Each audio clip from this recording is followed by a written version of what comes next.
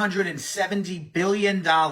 That's how much Trump has secured from Congress to supercharge deportations. This is going to reshape immigration for decades. Under Trump's new domestic policy, ICE, Immigration and Customs Enforcement, is about to become the most powerful law enforcement agency in the United States because ICE just got $170 billion for immigration enforcement. So what does that turn into? 10,000 new ICE agents across the United States of America, doubling detention facilities from approximately 50,000 to 100,000 people. More raids, more arrests, more families torn apart, more anxiety. Private prison companies, they're cashing in big time. They're pitching for contracts and oversight. Trump just gutted all the watchdogs within the Department of Homeland Security. The law also added $46 billion for artificial intelligence security at the border. Cuts to Medicaid, food stamps. In fact, this is the largest expansion of immigration enforcement in United States history. And it's law. And even if Trump leaves office tomorrow, that machinery is still going to be there and still be running.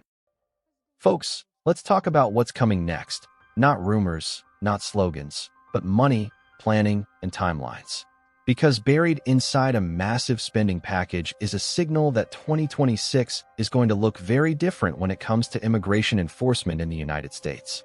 According to reporting from Reuters, the Trump administration is preparing for a far more aggressive immigration crackdown, backed by an extraordinary surge in funding, and it's already triggering backlash well ahead of the midterm elections. I don't want my dad. No, the Hispanic people not doing nothing bad. They're not stealing nothing. I can't do nothing but please open the door for the parents. I'm stuck over there in jail. I'm not gonna have nothing. It's the first day of school for me. My dad bought everything for me to live over here. The rent, and I don't know what I'm gonna eat. And I'm so lonely right now. I need my dad for me. My dad didn't do nothing. He's not a criminal. So the government, please put your heart. Let my parents be free with everybody else, please. Don't leave the child with cryness and everything. Let's break this down carefully, folks. Congress passed a massive spending package in July.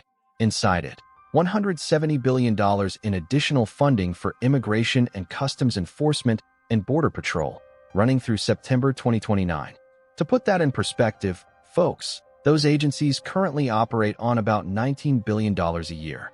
This isn't a minor increase. This is a structural shift. Administration officials told Reuters the funding will be used to hire thousands of new agents, open new detention centers, expand cooperation with local jails, and partner with outside companies to locate people without legal status. And one detail that stood out to a lot of readers: more workplace raids. The expectation, according to administration officials, is straightforward.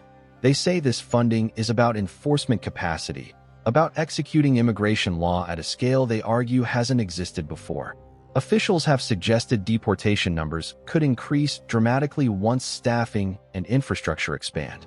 The big beautiful bill has passed. Republicans have now provided $170 billion to expand Trump's mass deportation efforts and border security plans. What's in the bill? Border wall and other infrastructure, $46 billion. Detention capacity, $45 billion. ICE staff and logistics, $31 billion. State and local law enforcement, $12.6 billion. Customs and Border Patrol, $12 billion. Homeland Security, $10 billion. Border surveillance, $6.2 billion. As far as the border wall is concerned, in Trump's first term, we spent $15 billion to build 47 miles of wall. Congress just granted $46.5 billion for additional wall perimeter. As far as detention capacity, $45 billion will go to boosting the number of beds in ICE detention centers. The current capacity is 41,500. The current detainees are 59,000. ICE's goal, 100,000. As far as our immigration detention spending, we're currently at $3.4 billion. 2026, we'll be spending $7.4 billion. That jumps to $10.3 billion in 2027,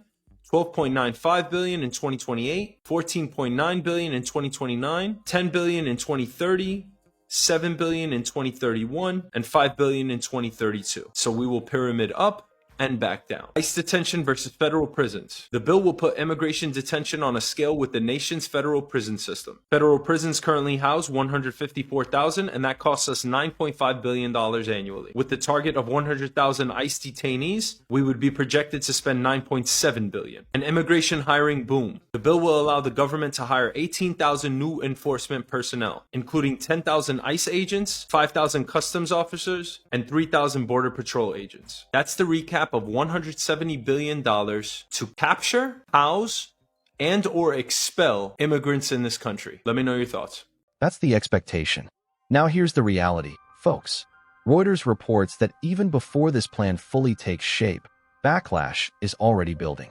Community leaders, civil liberties advocates, and some local officials are warning that expanded raids, especially at workplaces, could destabilize local economies and strain trust between communities and law enforcement.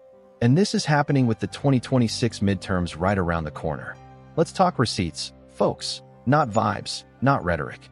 According to Reuters, the new funding allows ICE and Border Patrol to expand interior enforcement, not just border operations, increase detention capacity, including new facilities, pick up more immigrants from local jails, contract with private firms to help track and locate individuals. That last point is important. Several analysts quoted in related reporting say this funding prioritizes enforcement over legal processing or humanitarian systems, a choice that shapes outcomes, not just optics. One policy analyst cited by Reuters warned that the scale of funding could fundamentally change how immigration enforcement is felt inside communities, not just at the border. Now let's look at how readers reacted where this reporting appeared. One highly rated comment on a major news site read, "This feels like building a permanent enforcement machine without fixing the system itself." Another reader pushed back, saying, "If laws exist, they should be enforced. The real issue is Congress not updating them." Others focused on timing. One comment said, "Doing this right before midterms guarantees this will become a political flashpoint." And another added, "Workplace raids don't just affect undocumented workers, they shut down businesses overnight." Supportive, critical, skeptical, concerned. No single narrative, just competing realities. Reuters also notes that immigration enforcement has already shaped recent local elections, with some voters reacting strongly to aggressive federal actions in their communities. That's the backdrop here, folks. On one side, unprecedented resources and enforcement authority. On the other, growing concern about economic disruption, civil liberties, and political consequences. And sitting between them, a midterm election year. What makes this moment different isn't just policy, it's scale.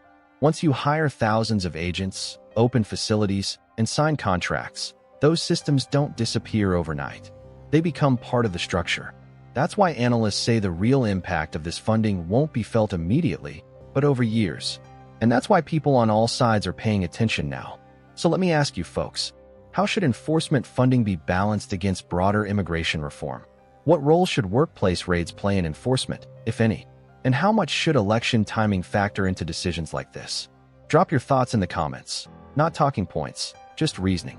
If you appreciate calm, fact-driven breakdowns that focus on what's happening, not who to cheer for, like the video, comment, and subscribe to Breaking Supporters.